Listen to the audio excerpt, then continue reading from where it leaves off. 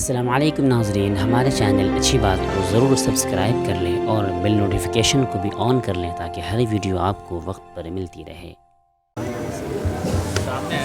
ترنگا زندہ باد، ترنگا زندہ باد، ترنگا زندہ باد، ترنگا زندہ باد۔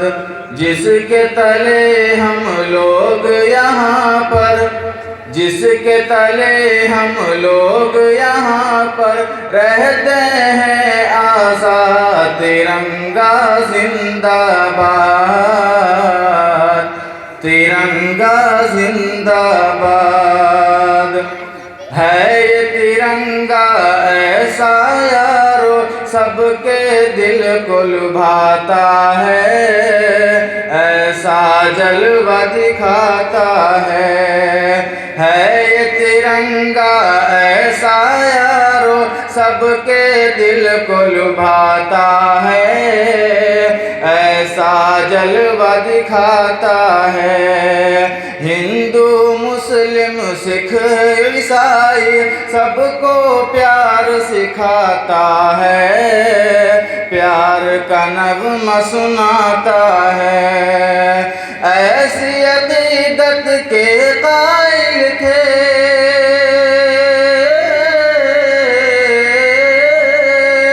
ایسی عقیدت کے قائل تھے گاندھی اور آزاد، ترنگا زندہ باد، ترنگا زندہ باد، ترنگا زندہ باد۔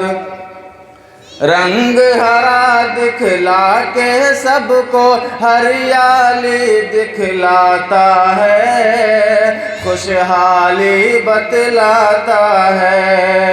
رنگ ہرا دکھلا کے سب کو ہریالی دکھلاتا ہے، خوشحالی بتلاتا ہے۔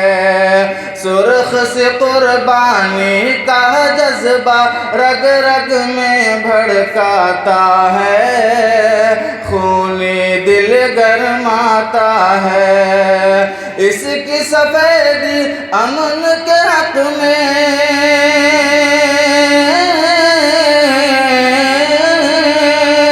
اس کی سفیدی امن کے حق میں بنتی ہے رودار، ترنگا زندہ باد، ترنگا زندہ باد۔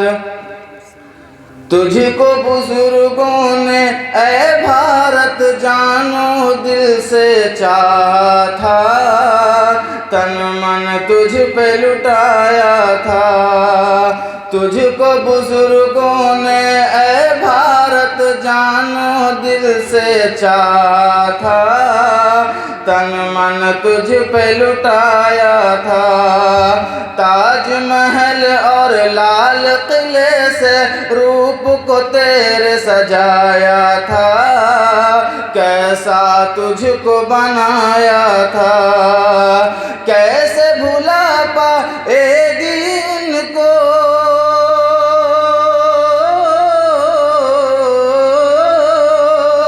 کیسے بھلا پائے گی ان کو ان کی ہی اولاد، ترنگا زندہ باد، ترنگا زندہ باد۔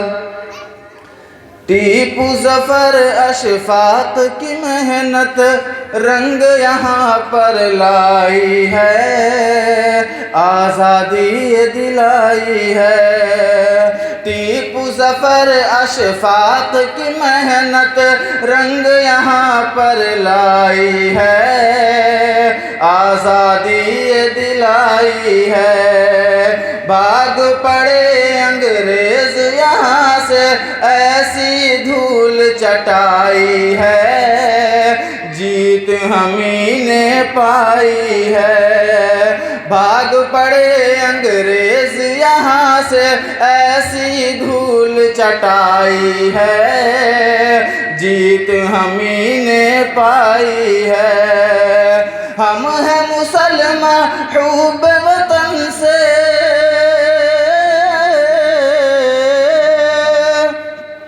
हम हैं मुसलमान हुब वतन से, दिल है ये आबाद, तिरंगा जिंदाबाद, तिरंगा जिंदाबाद। प्यार मोहब्बत अमन व अमा की दीप जलाते जाएंगे, सबको हंसाते जाएंगे। प्यार मोहब्बत अमन व अमा की दीप जलाते जाएंगे, सबको हंसाते जाएंगे।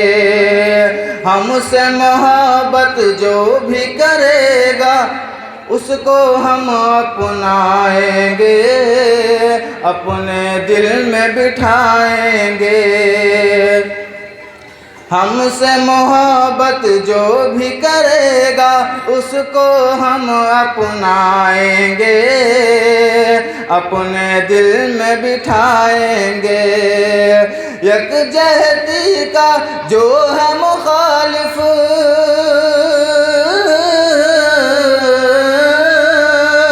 यकजहती का जो है मुखालिफ हो जाए बर्बाद, तिरंगा जिंदा, तिरंगा जिंदाबाद, तिरंगा जिंदाबाद। हाथ गुलफाम अब देश की खातिर फिर से खून बहाना है, अपने हक को पाना है। हाथ गुलफाम अब देश के खातिर फिर से खून बहाना है, अपने हक को पाना है। कुछ भी हो हर हाल में अपना हिंदुस्तान बचाना है, शान के इसको निभाना है। कुछ भी हो हर हाल में अपना हिंदुस्तान बचाना है, शान की इसको बढ़ाना है। ताकि यहाँ का हर बाशिंदा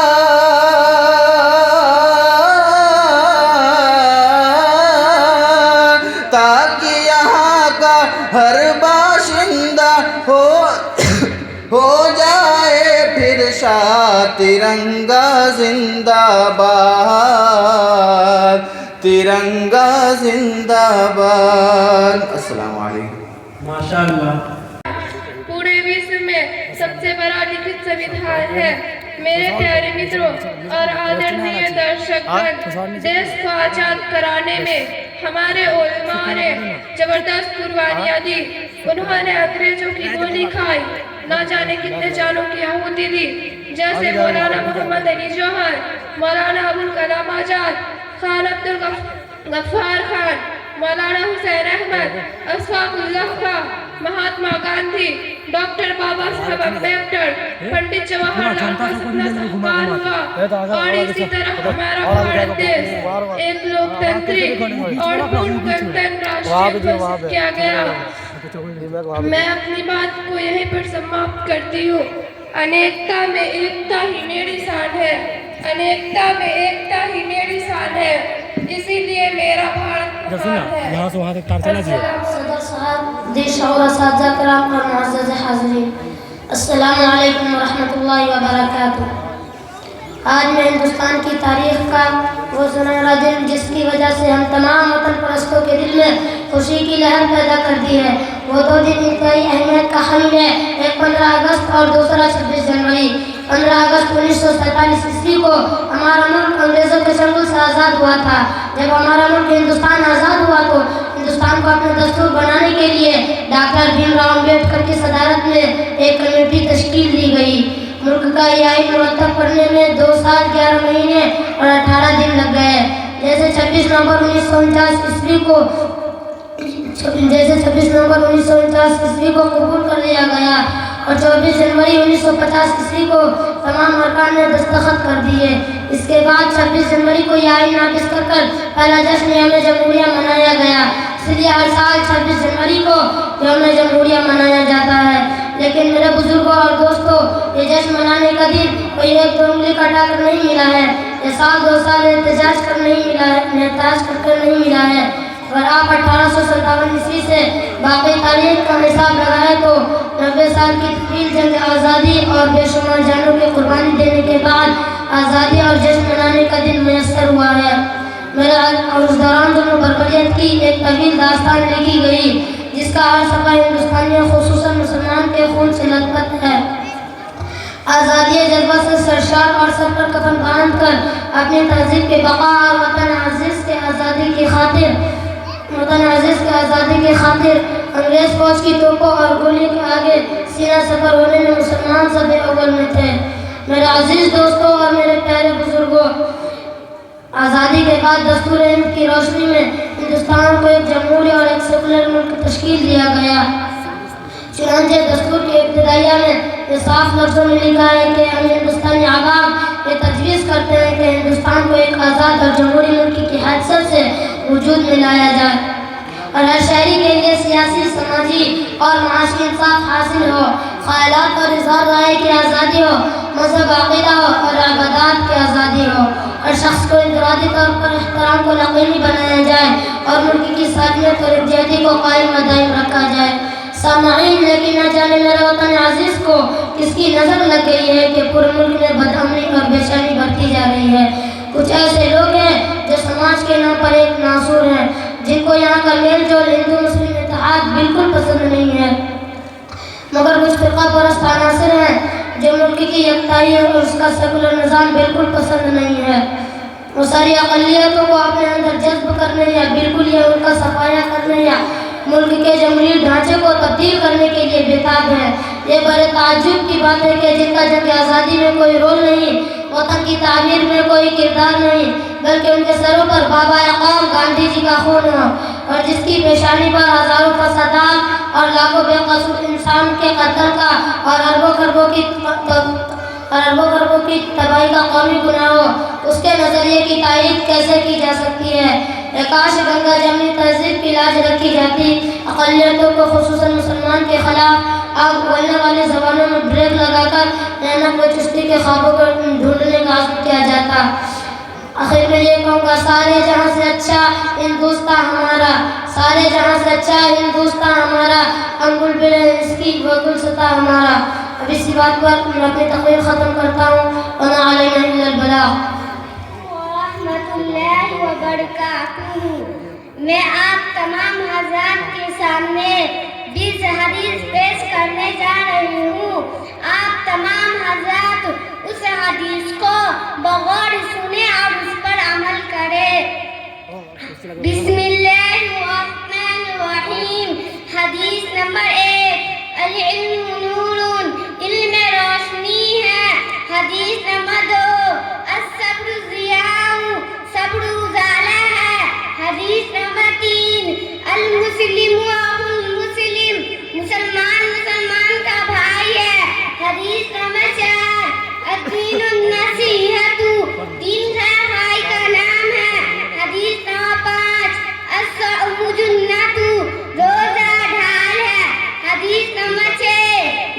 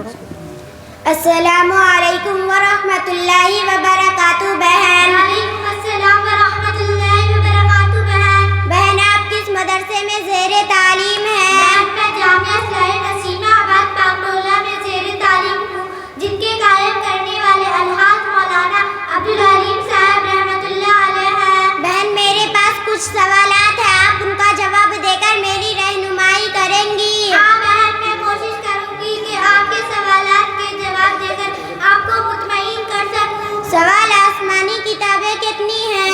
آسمانی کتابیں 4 ہیں، توریت، زبور، انجیل اور قرآن شریف. شکریہ بہن. سوال: قرآن شریف کن پر نازل ہوا؟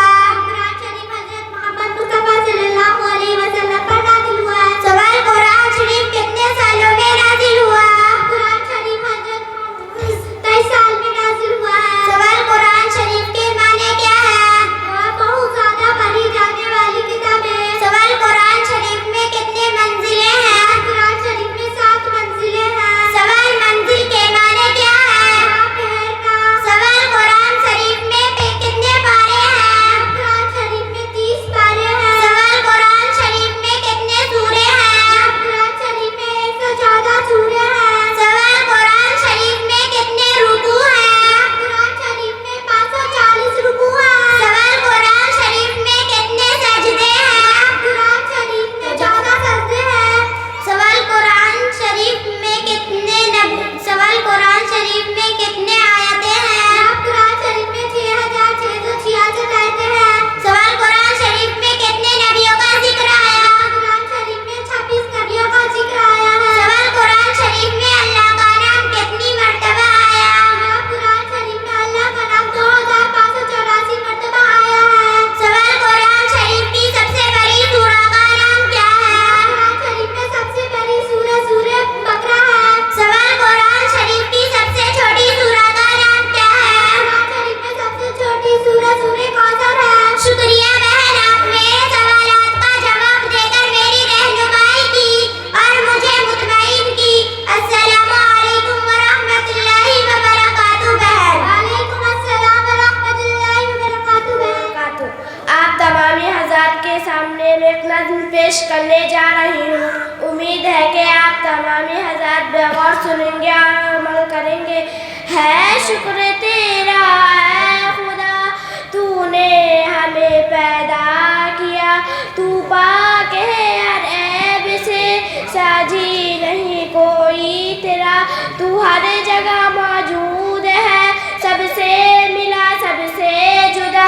انسان ہو یا چوٹی، سنتا ہے تو سب کی صدا.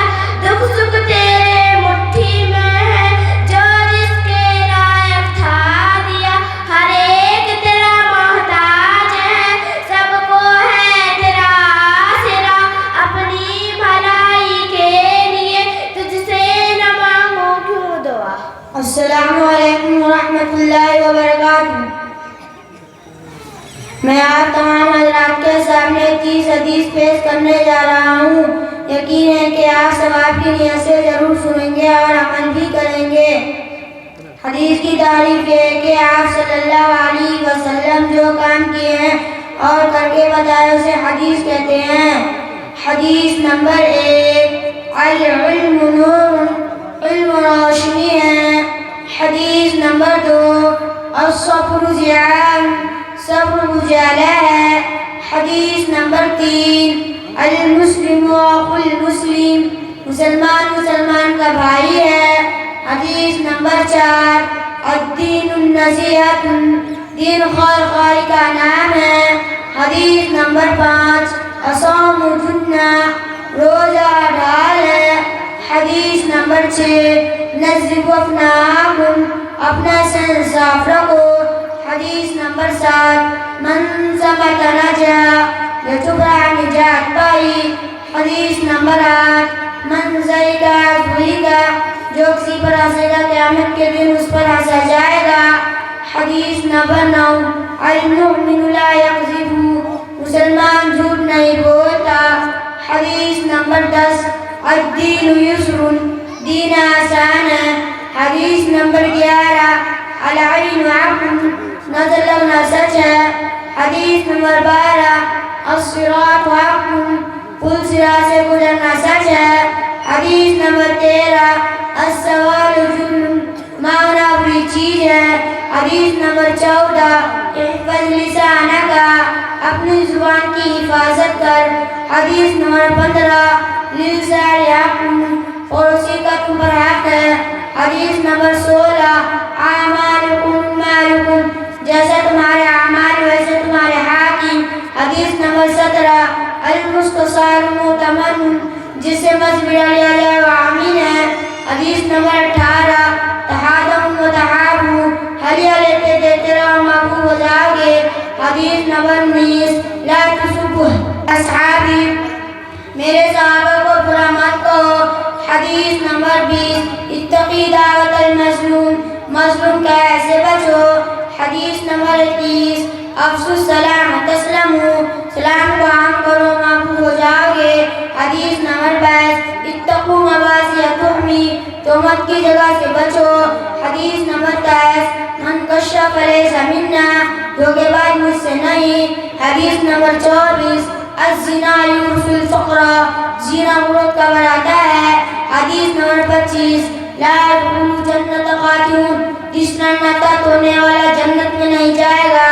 حدیث نمبر 26 المسلم مرآۃ المسلم مسلمان کا آئینہ ہے. حدیث نمبر 18 لا تتمنوا الموت موت کی تمنا نہ کرو.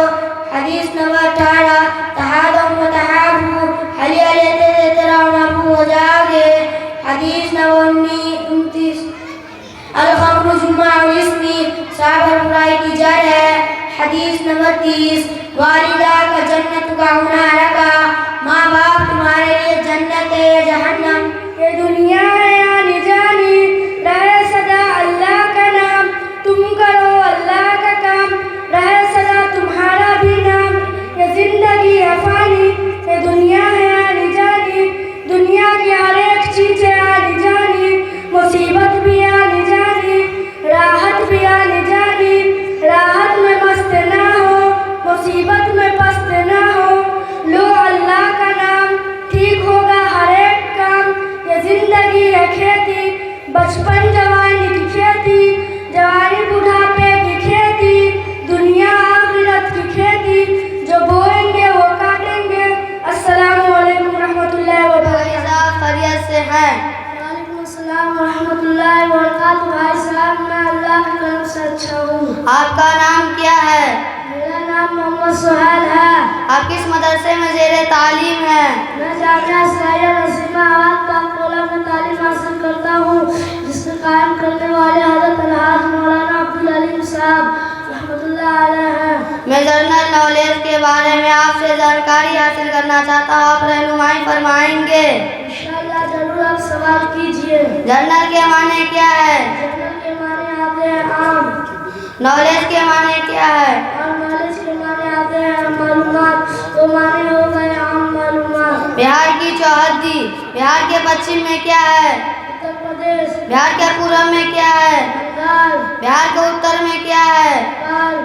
بہار کے دکشن میں کیا ہے؟ جھارکھنڈ. بہار کی راجدھانی کہاں ہے؟ پٹنہ. بہار کے مکھیہ منتری کا نام کیا ہے؟ نتیش کمار. بہار کے اپ مکھیہ منتری کا نام کیا ہے؟ بہار کے گورنر کا نام کیا ہے؟ بہار کے شکشا منتری کا نام کیا ہے؟ بہار کے گریہ منتری کا نام کیا ہے؟ بہار کے سواستھ منتری کا نام کیا ہے؟ بہار کے وت منتری کا نام کیا ہے؟ بہار کے الپ سنکھیا منتری کا نام کیا ہے؟ بھائی آپ سے بہت کچھ جانکاری ملی. اللہ پاک آپ کے علم میں خوب برکت عطا فرمائے. آمین. شکریہ بھائی صاحب. السلام علیکم ورحمۃ اللہ وبرکاتہ. وعلیکم السلام ورحمۃ اللہ وبرکاتہ. یحیی ویمیت بیاد الخیر وهو على كل شيء قدیر.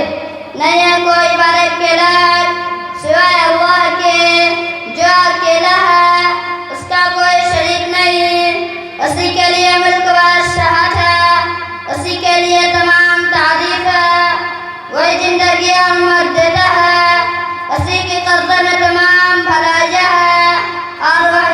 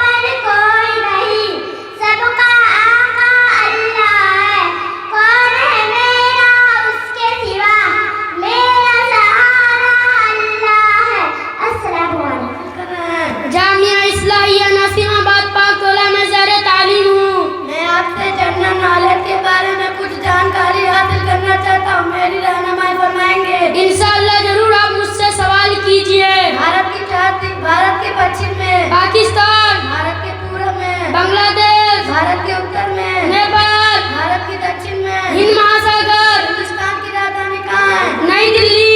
हिंदुस्तान के प्रधानमंत्री का नाम क्या है? श्री दामोदर दास नरेंद्र मोदी। हिंदुस्तान के राष्ट्रपति का नाम क्या है? श्री द्रौपदी मुर्मू। हिंदुस्तान के उपराष्ट्रपति का नाम क्या है? श्री जगदीप धनखड़। गृह मंत्री का नाम क्या है? श्री अमित शाह। विदेश मंत्री का नाम क्या है? श्री सुब्रमण्यम जयशंकर। मंत्री का नाम क्या है? श्री निर्मला सीतारमण। शिक्षा मंत्री का नाम क्या है? श्री धर्मेंद्र प्रधान। रक्षा मंत्री का नाम क्या है? श्री राजनाथ सिंह। स्वास्थ्य मंत्री का नाम क्या है? श्री मनसुख मंडाविया। माशाअल्लाह भाई साहब, आपसे बहुत कुछ सीखने को मिला। अल्लाह पाक आपके इल्म में खूब बरकत दे। आमीन भाई, शुक्रिया। अस्सलाम वालेकुम व रहमतुल्लाहि व बरकातहू भाई साहब। वालेकुम सलाम व रहमतुल्लाहि व बरकातहू भाई साहब। माशाअल्लाह, आपने देखा कि किस तरीके से जो है इन दो बच्चों ने जनरल नॉलेज जो है पेश किया है।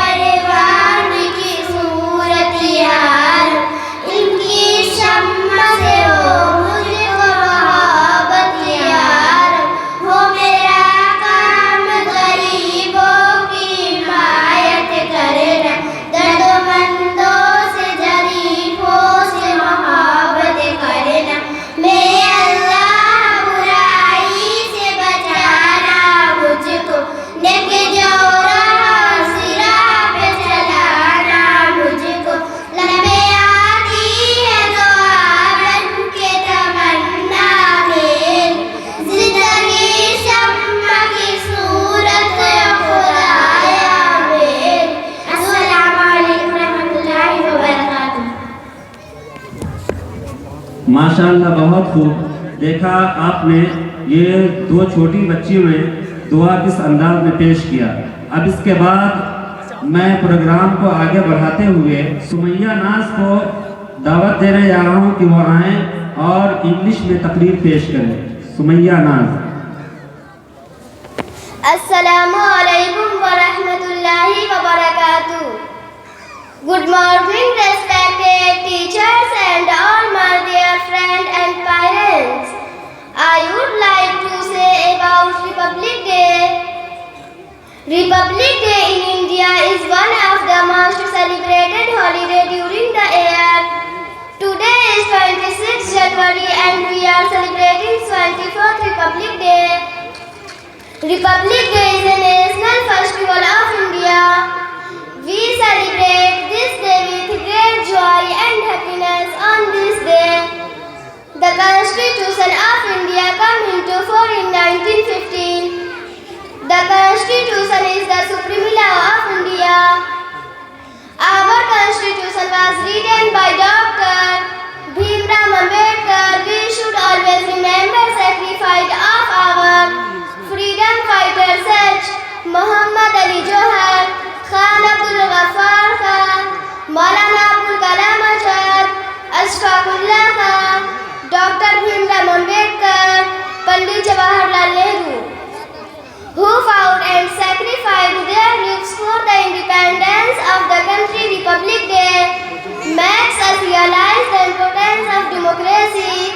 India officially recognized itself as independent nation. My dear, let me explain at the last stage when India was about to free from the grip of notorious white men. Each year, India has 3 days celebration Republic Day. A majority of the celebrating are celebrated in the countries. The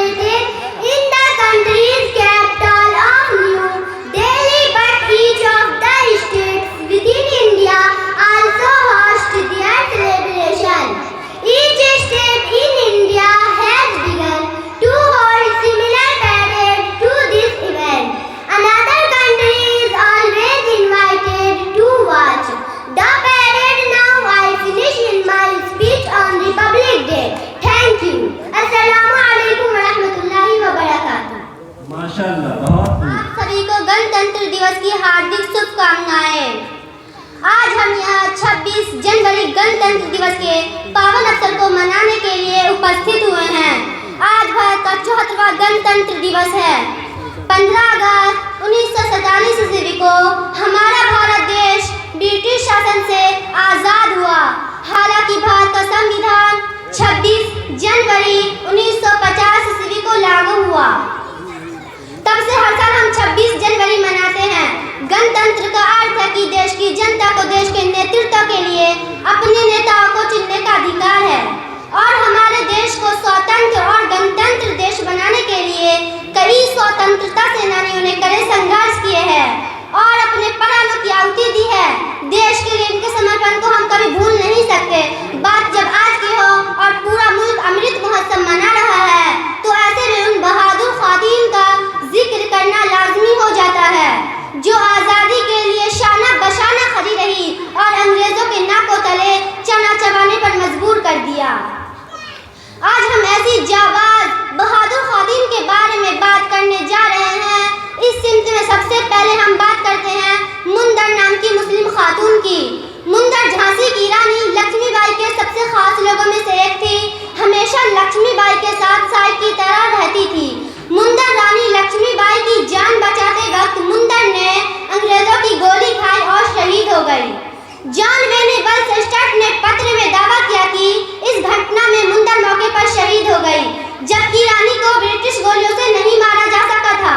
Jhansi की रानी के लिए लिखे गए गाथाओं में भी लिखा गया है कि जब रानी ने महल छोड़ा तो उनके साथ काशी और मुंदर भी थी। और बेगमत महल 1857 के भारत के प्रथम स्वतंत्रता संग्राम लखनऊ से विद्रोह का नेतृत्व करने वाली महान क्रांतिकारी महिला थी। उनका जन्म उनका असली नाम मोहम्मदी खानम था। उनका जन्म 1820 ईस्वी अवध रियासत के फैजाबाद में हुआ था। वह अवध के नवाब वाजिद अली शाह की दूसरी पत्नी थी। अंग्रेज अवध पर अपना अधिकार करना चाहते थे। अंग्रेजों द्वारा नवाब वाजिद अली शाह को नजरबंद कर कलकत्ता भेज दिया। तब बेगमत महल ने अपना जीवन वहीं व्यतीत किया और 7 अप्रैल 1879 ईस्वी में उनका निधन हो गया। आलमबाग की और वही काठमांडू की जामा मस्जिद के मैदान में दफनाया गया, परंतु पराजय के बाद उन्हें भागकर नेपाल में शरण लेनी पड़ी। नेपाल के प्रधानमंत्री महाराजा जंगे बहादुर राणा द्वारा उन्हें शरण प्रदान की गई और उसके बाद बेगमत महल ने अपना जीवन वहीं व्यतीत किया और 7 अप्रैल 1879 ईस्वी में उनका निधन हो गया और वहीं काठमांडू की जामा मस्जिद के मैदान में दफनाया गया। प्रथम स्वतंत्रता संग्राम उनके महत्वपूर्ण योगदान को सम्मानित करते हुए 15 अगस्त 1962 ईस्वी में लखनऊ हजरतगंज के विक्टोरिया पार्क का नाम बदलकर उनके नाम पर रखा गया।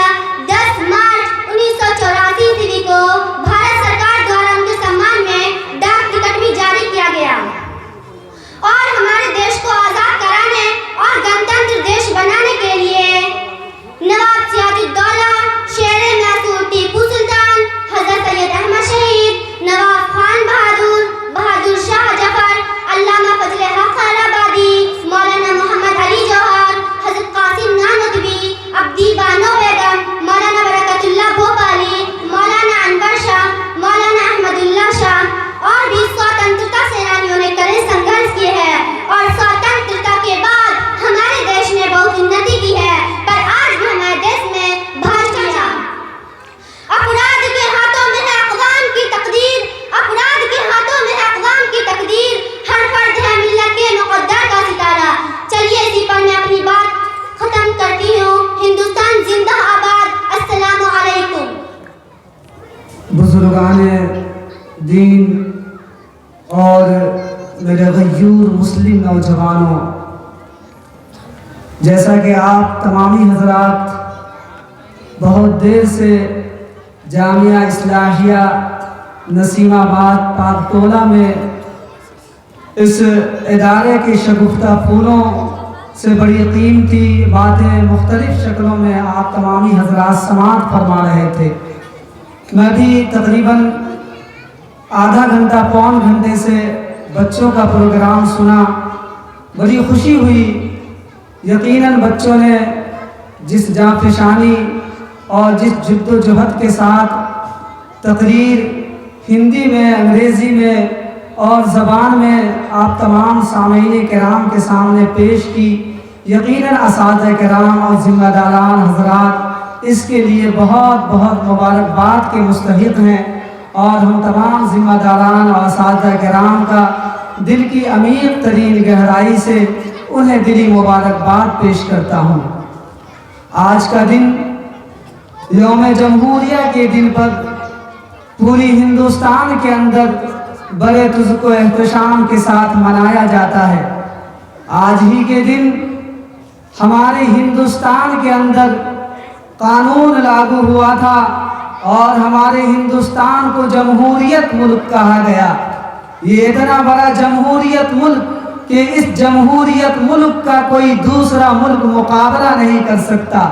और आज ही के दिन इस मुल्क के अंदर कानून लागू हुआ था, और ये इतना बड़ा आईन और ये इतना बड़ा कानून कि कोई दूसरा मुल्क इस आईन का मुकाबला नहीं कर सकता। 26 जनवरी 1950 ईस्वी को हमारे मुल्क के अंदर जमहूरियत का निफाज अमल आया था। इस हिंदुस्तान के अंदर रहने वाले मुख्तलिफ मज़ाहिब को बराबर का हक हासिल है, वो अपनी इबादत में आज़ाद हैं। लेकिन हमारा मुल्क हिंदुस्तान जमहूरियत तो हुआ, इसके अंदर जमहूरियत नाफिज हुई, कानून नाफिज हुए, लेकिन इसके बावजूद आज हम इस मुल्क के अंदर एक अक़लियत की हैसियत से इस मुल्क के अंदर गुलाम वाली ज़िंदगी गुजारने पर मजबूर हैं। आज वो औलाद सावरकर की औलाद, वो गोरी चमड़ी वाले जो 1601 ईस्वी के अंदर इस हिंदुस्तान के अंदर आए थे और इस हिंदुस्तान के अंदर आकर अपना कब्जा जमा लिया था और धीरे धीरे इस मुल्क पर काबिज हो गए। आपको मालूम होगा, आपको मालूम होगा कि इस मुल्क को आज़ाद कराने में सिर्फ महात्मा गांधी का नाम नहीं, सिर्फ चाचा नेहरू का नाम नहीं, सिर्फ सुभाष चंद्र बोस का नाम नहीं आता है, बल्कि अगर मैं ये कहूँ कि सुभाष चंद्र बोस को, महात्मा गांधी को और चाचा नेहरू को अगर इनके दिलों के अंदर आज़ादी की चिंगारी अगर कोई फूंकने वाला अगर कोई तबका था तो वो उलमाए देवबंद का तबका था। उलमाए देवबंद ने अगर किसी ने महात्मा गांधी को आज़ादी का हीरो बनाया है, जमहूरियत का हीरो बनाया है, तो वो हीरो बनाने वाला तबका उलमा का था, वो उलमाए देवबंद का था। उलमाए देवबंद ने इस मुल्क के खातिर खून की नदियां बहा दी थी।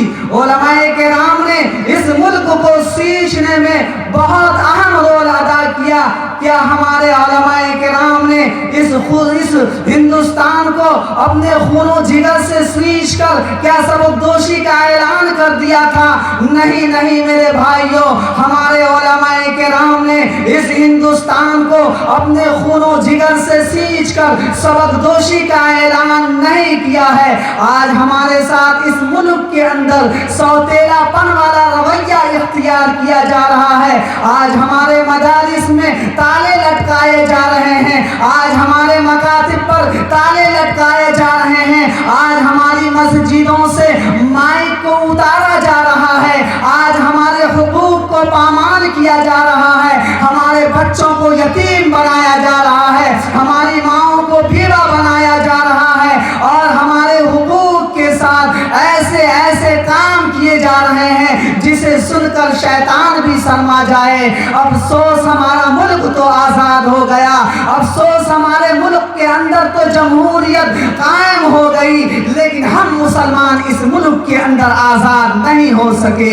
सच कहा था हज़रत मौलाना अबुल कलाम आज़ाद ने, आज से 50 साल पहले हज़रत मौलाना अबुल कलाम आज़ाद ने कहा था कि आज से 70 साल पहले हज़रत मौलाना अबुल कलाम आज़ाद ने कहा था कि इस मुल्क के अंदर जो बंटवारा हुआ है वो बंटवारा का खमियाजा मुसलमानों को 50 साल के के बाद भुगतना पड़ेगा।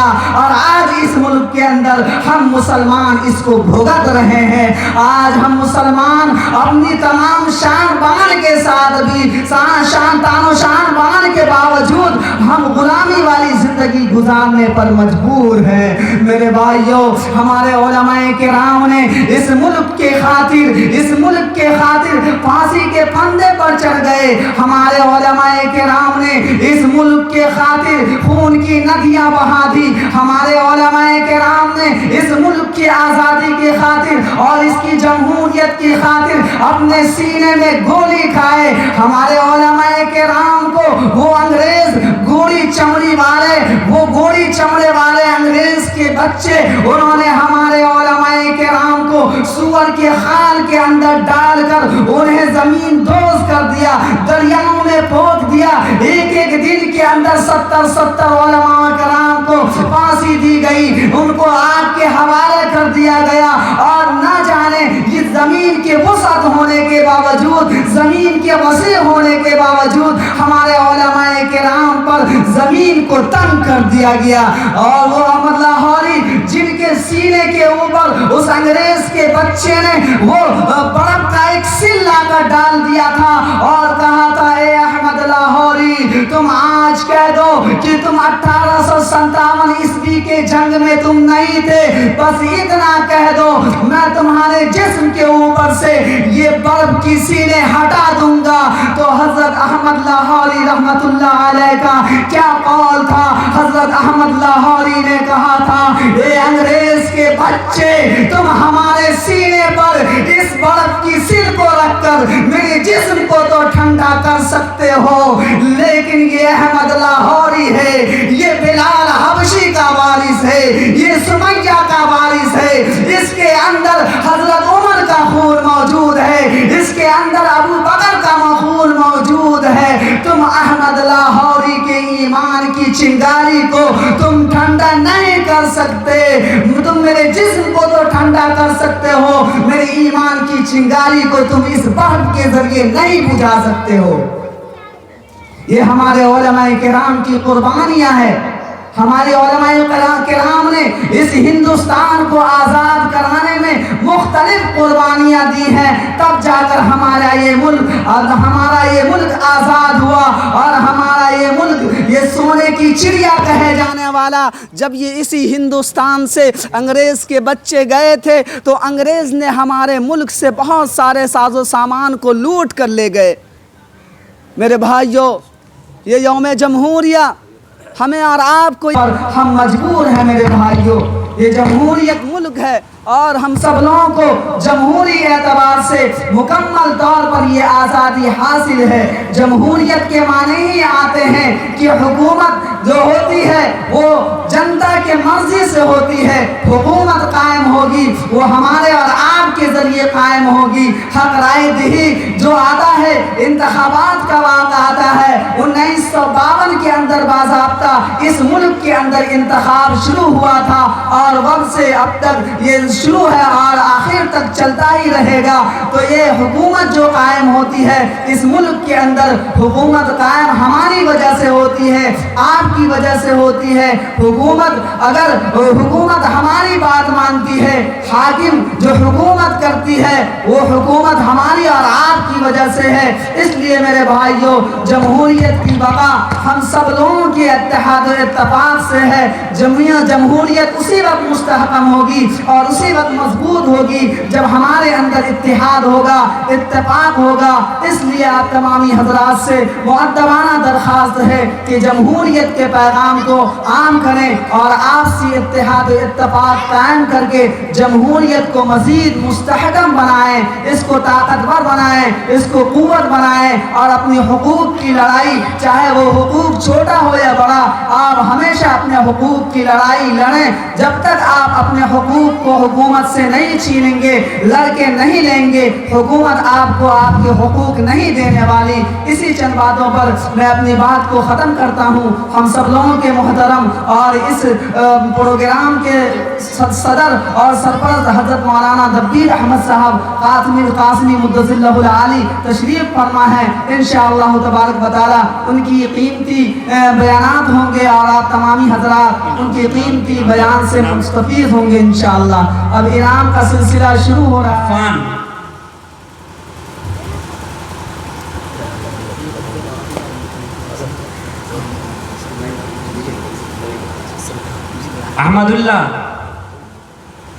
احمد اللہ آئے آپ اپنا انعام.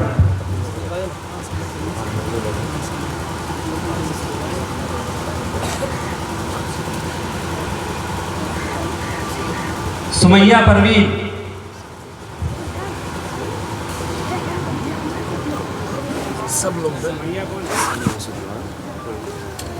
سمیہ.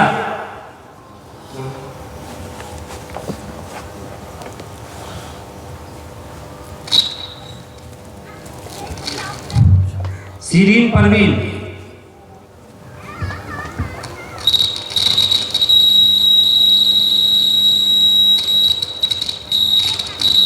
درخشہ پروین.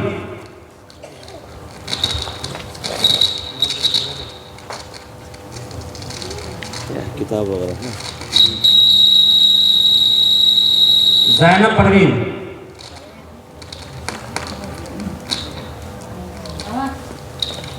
نام بھی رہنا چاہیے. بشرا پروین.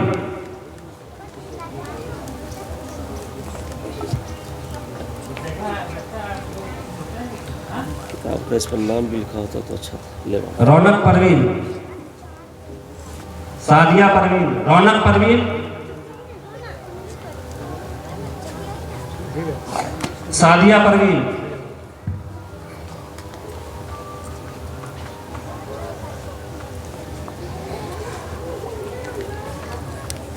سبیحہ خاتون.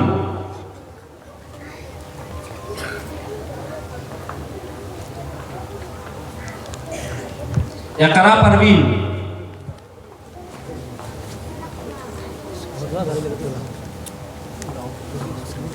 ہاں یہ سمجھ سکتی بات. نبیلہ پروین.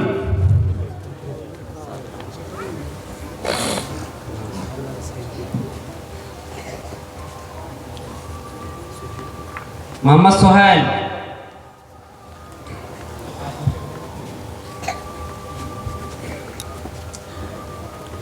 راضیہ پروین.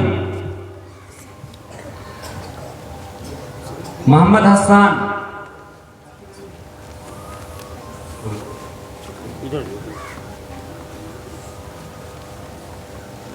آسیہ پروین. محمد حسان.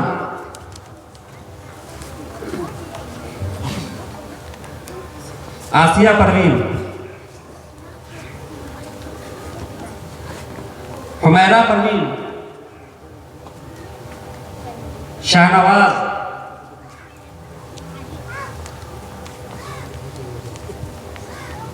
ابو شہمہ.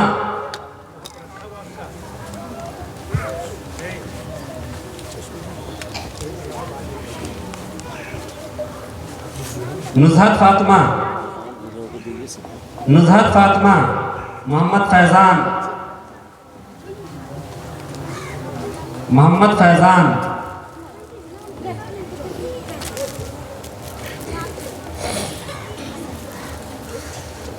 محمد فرقان.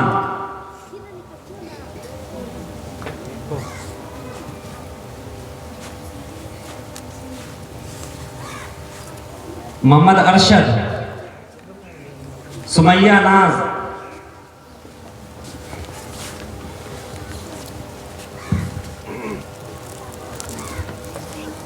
ام حبیبہ. عفیفہ پروین.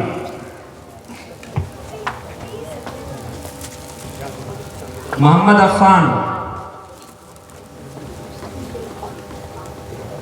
رونق پروین. جی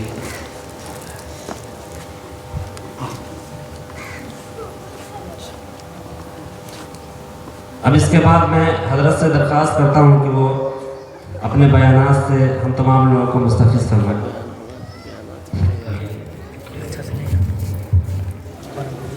خاص طور پر تعلیمی اداروں میں، تعلیم گاہوں میں آج کے دن یوم جمہوریہ کی تقریب کا انعقاد عمل میں آتا ہے۔ ایک ذمہ دار شہری ہونے کے ناطے، ایک محب الوطن ہونے کے ناطے ہماری اور آپ کی ذمہ داری ہے کہ ہم اس بات کو سمجھیں اور اس بات کو جانیں کہ یوم جمہوریہ کیا ہے،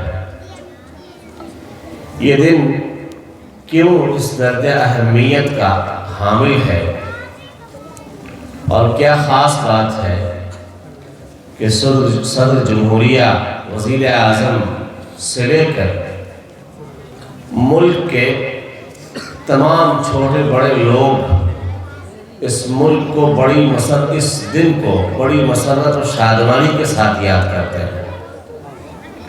دراصل انگریز اس ملک میں 16ویں صدی کے اختتام کے ساتھ اور 17ویں صدی کے بالکل آغاز میں آ گئے تھے۔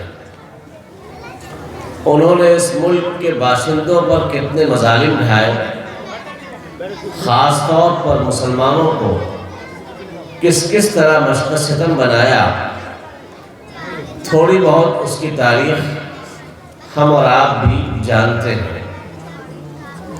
کم و بیش 350 برس تک وہ اس ملک میں رہے۔ انہوں نے اپنے اقتدار اور حکومت کا سکہ جمائے رکھا، اور اس ملک کے باشندوں نے متحد ہو کر، اجتماعی طور پر، متفقہ طور پر ان کے خلاف آزادی کی تحریک چھیڑی۔ یقیناً اس میں مسلمانوں کا خون زیادہ بہا، ان کی قربانیاں، ان کی خدمات زیادہ ہیں۔ ہم کہہ سکتے ہیں کہ اوروں نے جہاں پسینہ بہایا وہاں ہم نے خون بہایا۔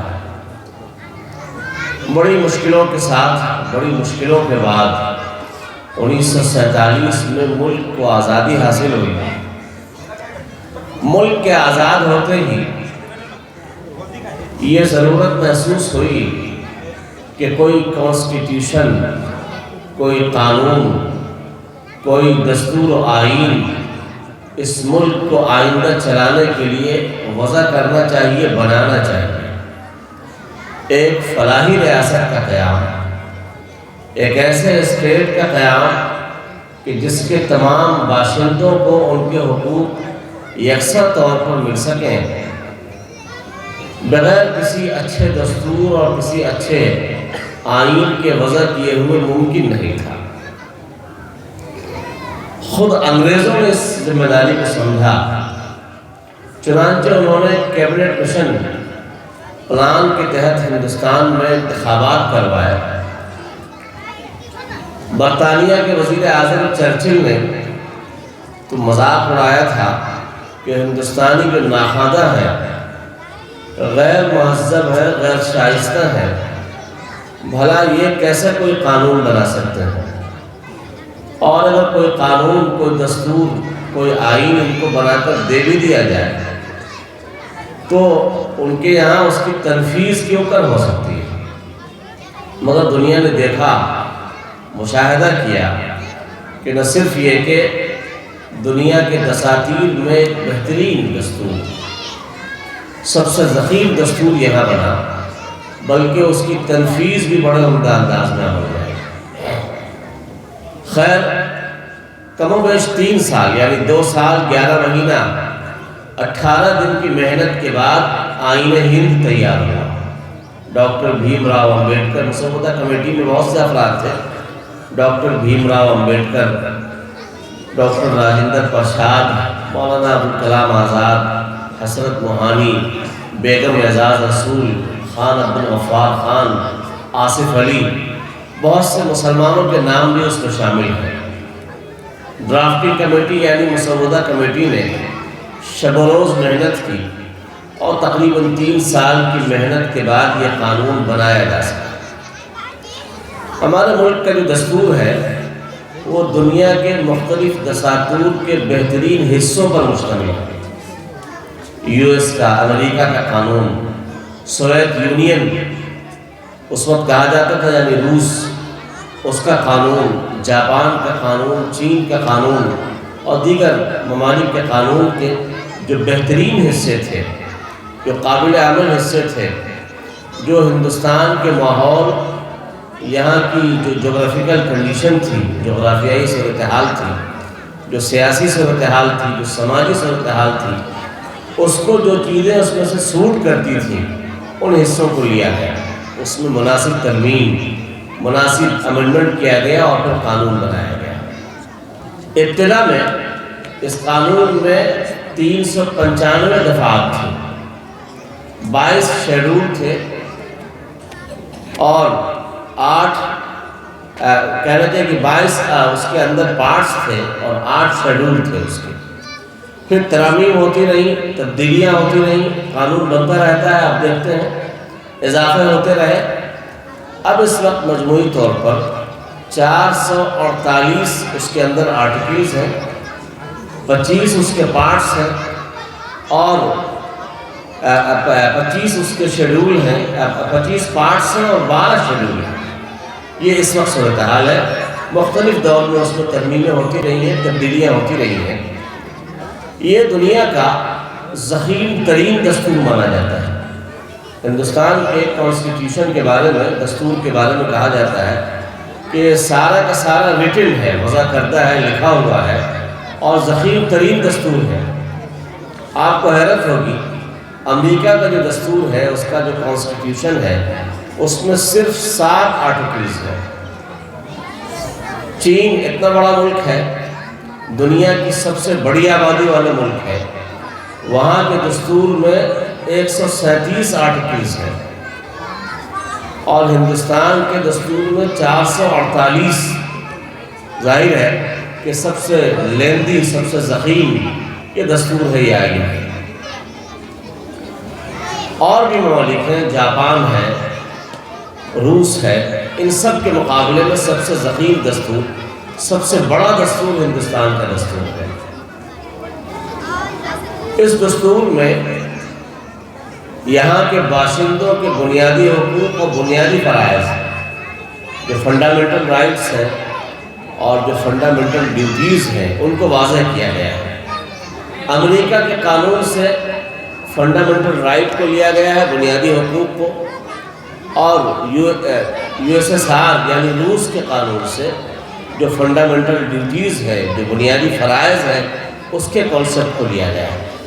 جس وقت قانون بنا تھا اس وقت اس میں صرف بنیادی حقوق کا تذکرہ تھا، یعنی ایک شہری کے فنڈامنٹل رائٹس کیا ہوں گے۔ لیکن سن 1976 میں جب 42ویں ترمیم ہوئی ہے اندرا گاندھی کے دور میں، تو اس میں بنیادی فرائض یعنی فنڈامنٹل ڈیوٹیز کو بھی بڑھایا گیا۔ اب ہندوستان کے ہر شہری کے 10 بنیادی فرائض بھی ہیں۔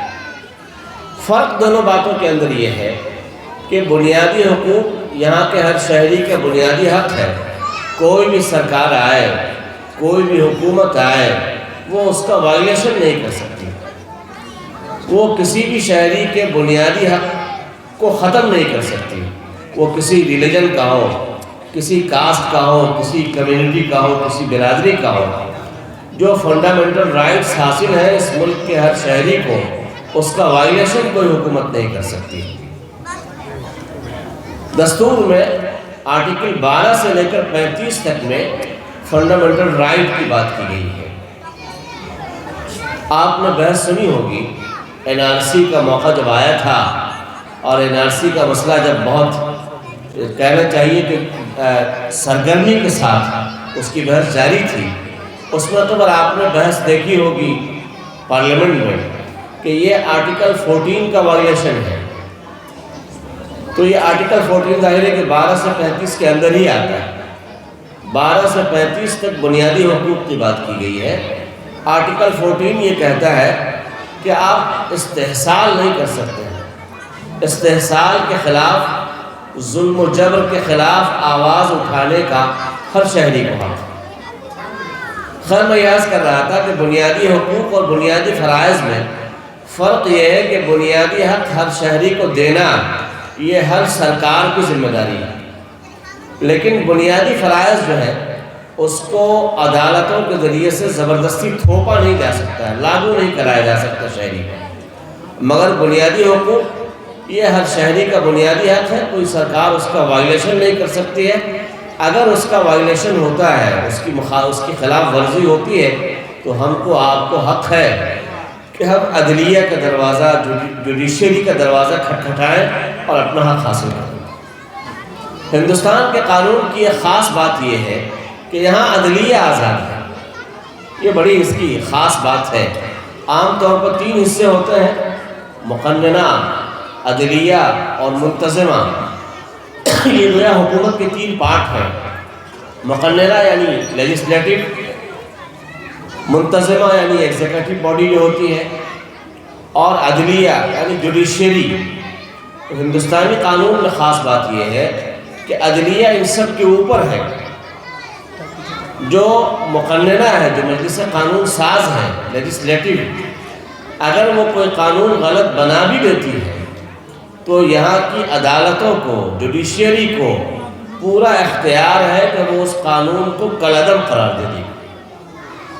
اگر کوئی حکومت بڑی اکثریت کے ساتھ آ جاتی ہے اور وہ پارلیمنٹ میں کوئی ایسا قانون بنا دیتی ہے جس قانون سے مائنورٹیز کے حقوق کا وائلیشن ہوتا ہے، جس قانون سے اقلیتوں کی حق تلفی ہوتی ہے، تو ایسا نہیں ہے کہ وہ قانون بن گیا تو بن گیا۔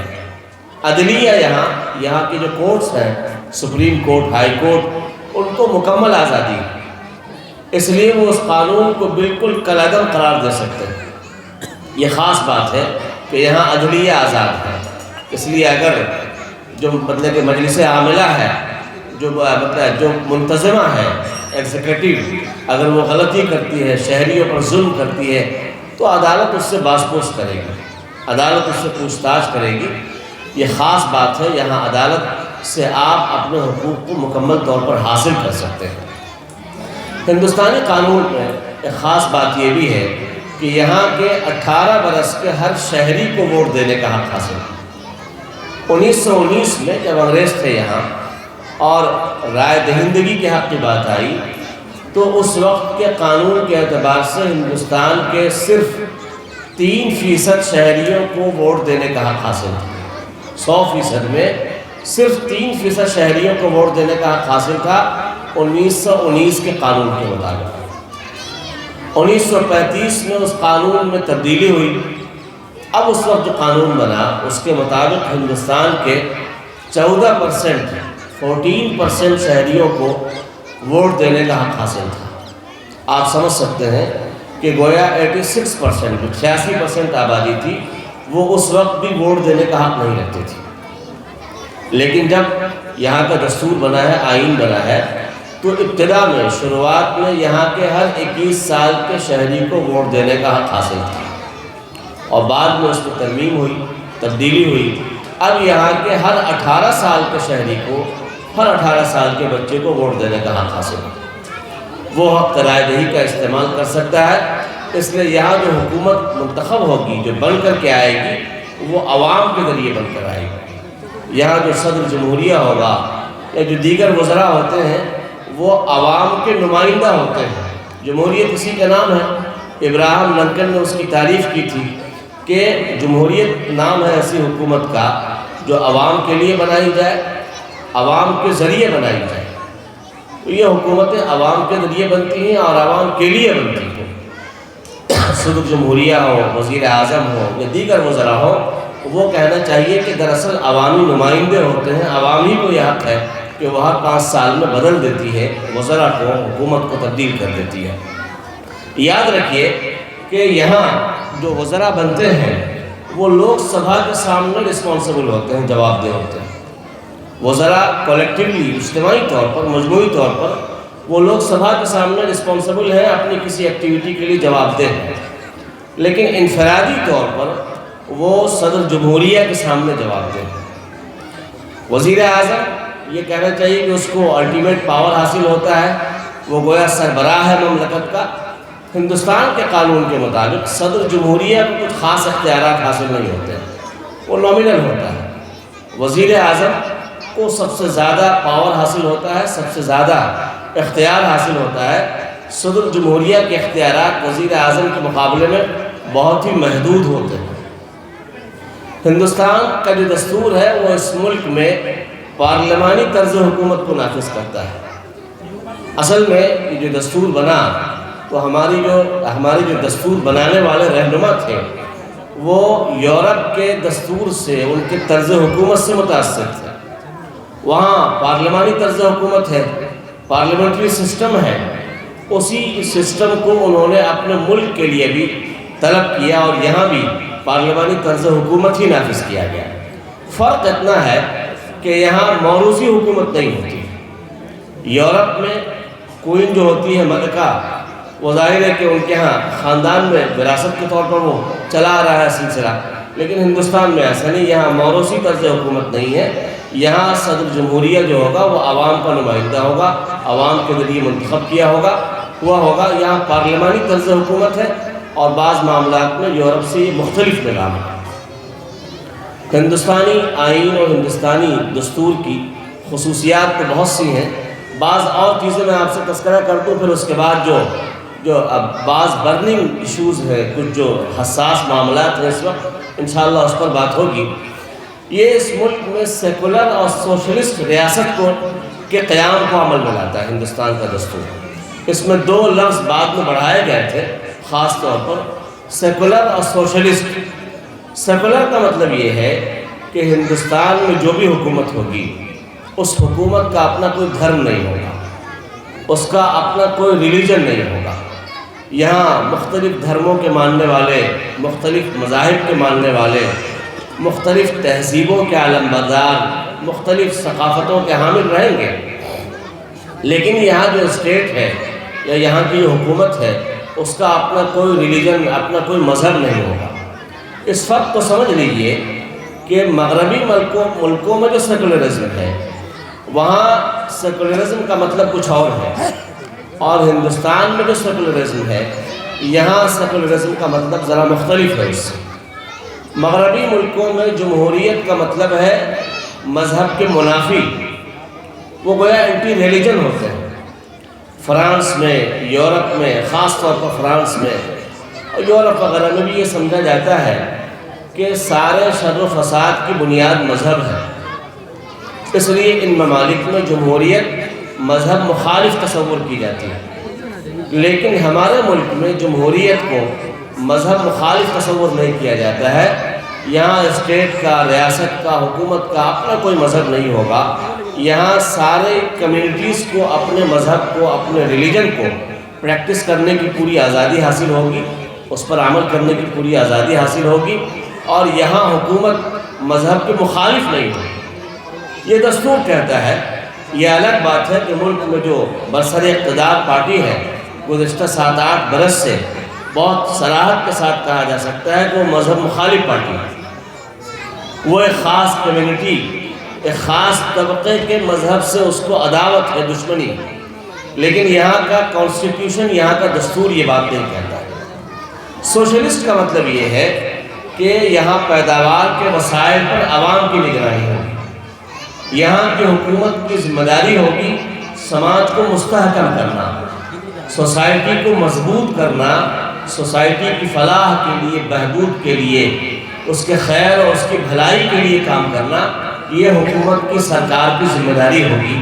تو سیکولر کا لفظ اور سوشلسٹ کا لفظ بعد میں ایک امینڈمنٹ کے تحت یہاں کے دستور میں بڑھایا گیا ہے، ورنہ شروع میں جو دستور بنا تھا اس کی روح سے یہ ملک میں ایک مقتدر اعلیٰ جمہوریہ کا قیام عمل میں لاتا تھا۔ بعد میں یہ دو لفظ اور بڑھائے گئے، سیکولر اور سوشلسٹ۔ اس کی خصوصیت ایک یہ بھی ہے ہندوستانی دستور کی کہ اس میں تبدیلی کی جا سکتی ہے، امینڈمنٹ کیا جا سکتا ہے۔ دو ملک ہیں دنیا میں، امریکہ کا دستور ایسا ہے کہ وہاں امینڈمنٹ کرنا، دستور میں تبدیلی کرنا بڑا مشکل ہے، بہت ہی مشکل ہے۔ انتہائی سخت مراحل سے گزرنے کے بعد وہاں کے دستور میں تبدیلی کی جا سکتی ہے۔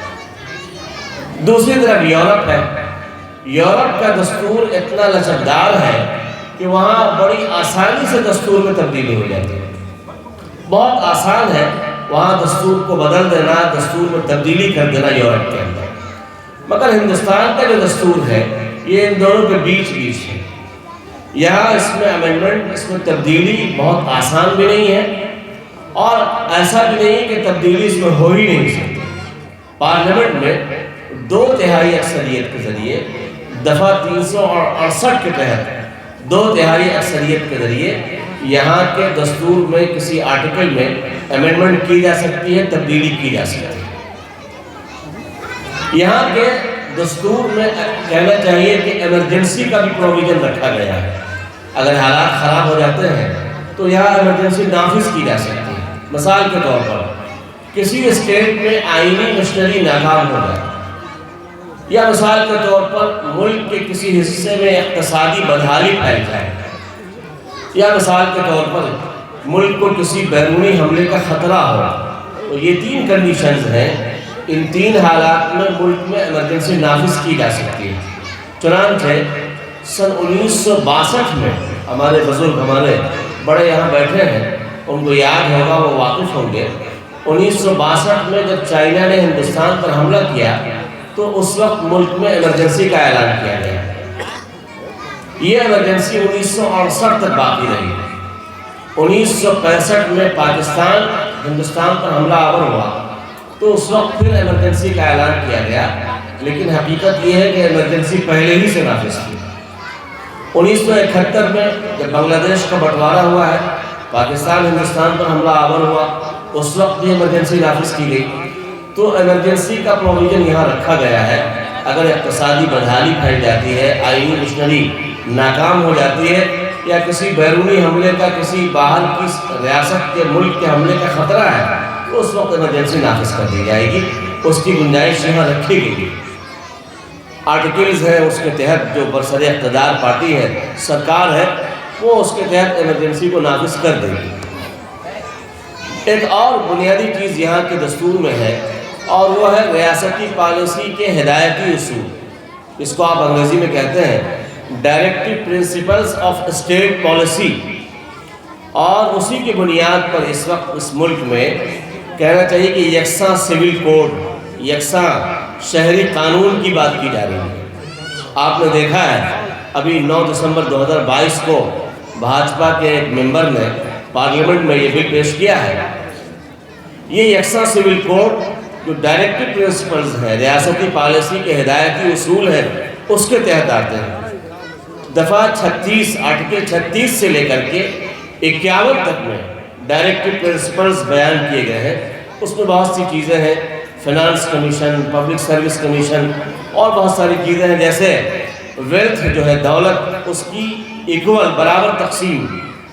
حکومت کی ذمہ داری ہے کہ وہ پیداوار پر، وسائل پر، ریسورسز پر نگرانی رکھے کہ اس ملک کی جو دولت ہے، اس ملک کا جو سرمایہ ہے، وہ چند ہاتھوں میں سمٹ کر نہ آ جائے، اس کی ایکول تقسیم ہو، برابر تقسیم ہو۔ ایسا نہ ہو کہ ملک میں کچھ لوگ تو انتہائی مالدار ہوں اور باقی لوگ جو ہوں وہ نہایت درجے کے غریب ہو جائیں۔ یہ گورنمنٹ کی ذمہ داری ہے۔ تو کہنا چاہیے کہ آرٹیکل 36 سے لے کر کے 51 تک میں یہ بات کہی گئی ہے، اور اس میں جو آرٹیکل 44 ہے ڈائریکٹو پرنسپل میں، اس کے تحت یکساں سول کوڈ کی بات کہی گئی ہے۔ ڈاکٹر بھیم راؤ امبیڈکر نے کہا تھا کہ جب ملک کے حالات سازگار ہو جائیں گے، بہتر ہو جائیں گے، تو اس وقت ہم اس ملک میں یکساں شہری قانون کو نافذ کر سکتے ہیں۔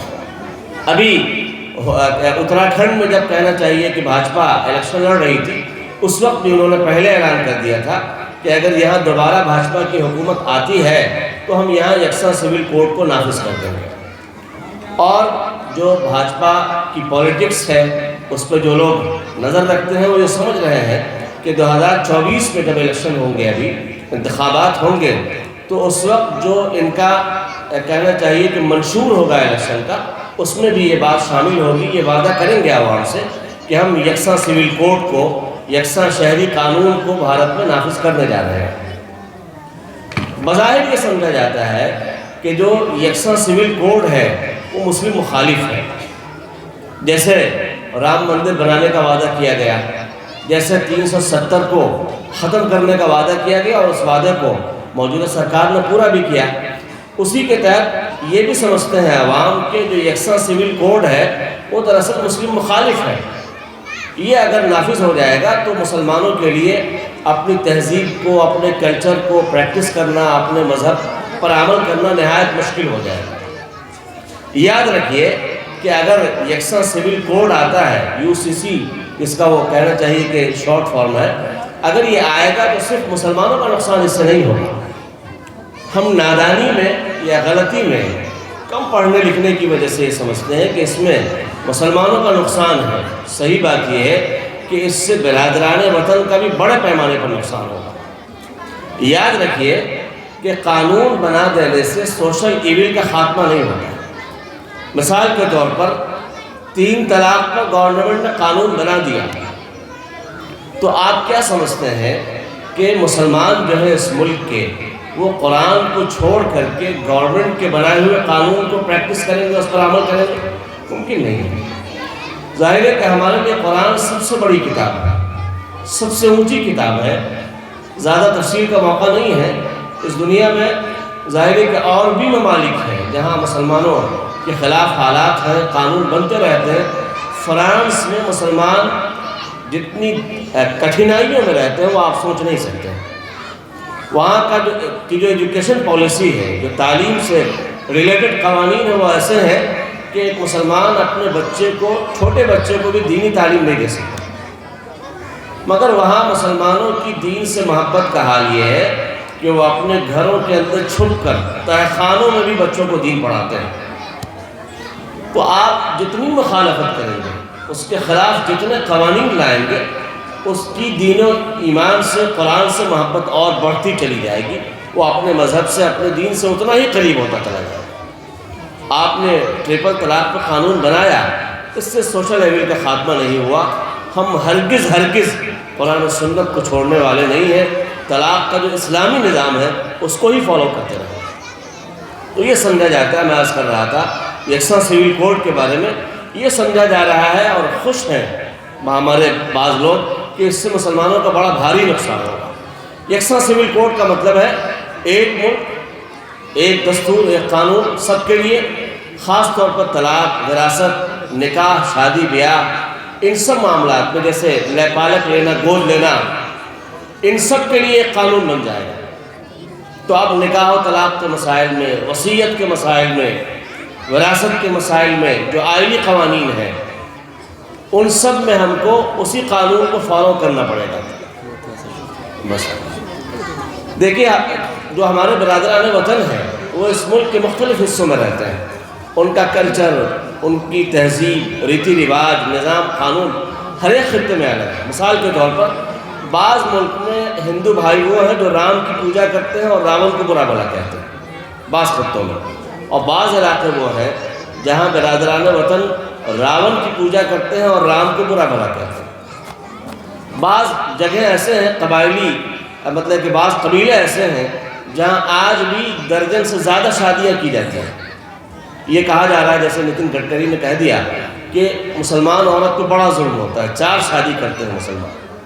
حالانکہ بایو ڈاٹا یہ کہتا ہے، جو مطلب کہ ڈاٹا ہے وہ یہ کہتا ہے کہ 1 سے زیادہ شادیوں کا رواج سب سے زیادہ ہندو بھائیوں میں، اس ملک میں سب سے زیادہ 1 سے زیادہ شادیاں برادران وطن نے کی ہیں، مسلمانوں نے نہیں کی۔ حتیٰ کہ اس وقت جو بعض BJP منسٹرز ہیں ان کی 2-2, 3-3 شادیاں، اور 4 شادیاں اللہ ماشاءاللہ شاید کہیں آپ کو نظر آئے۔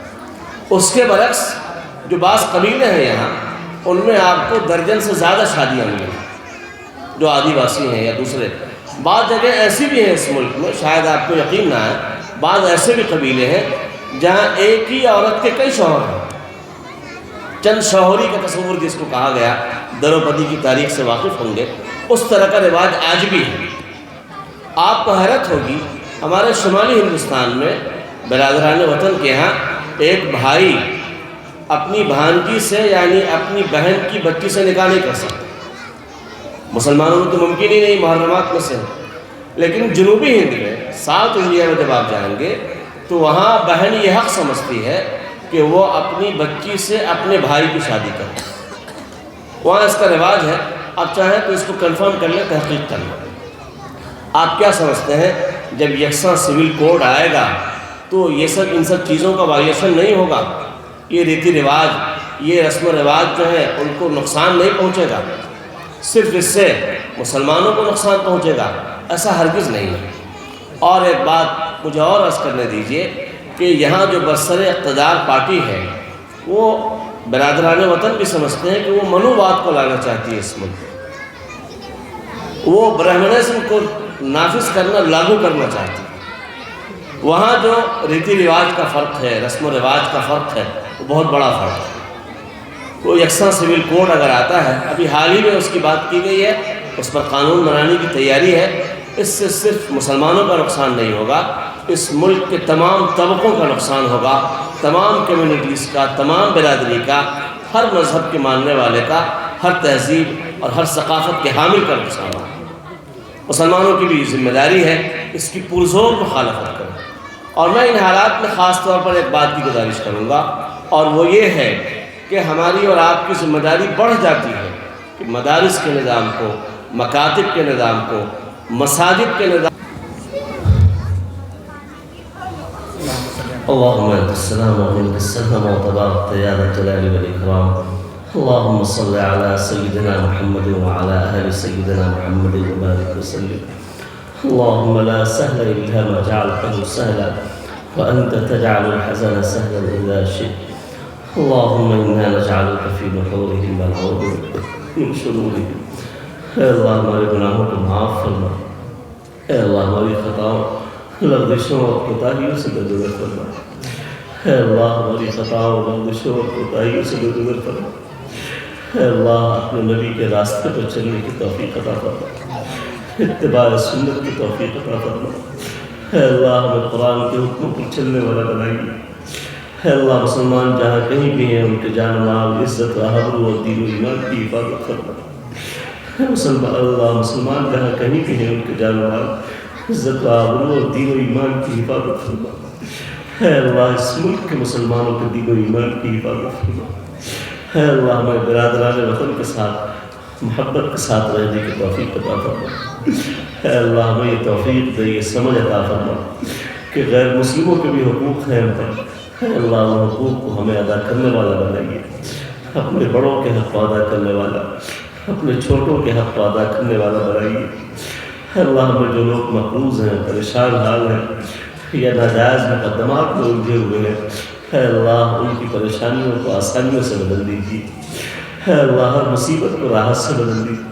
اے اللہ ہر مصیبت کو راحت سے بدل دیجیے.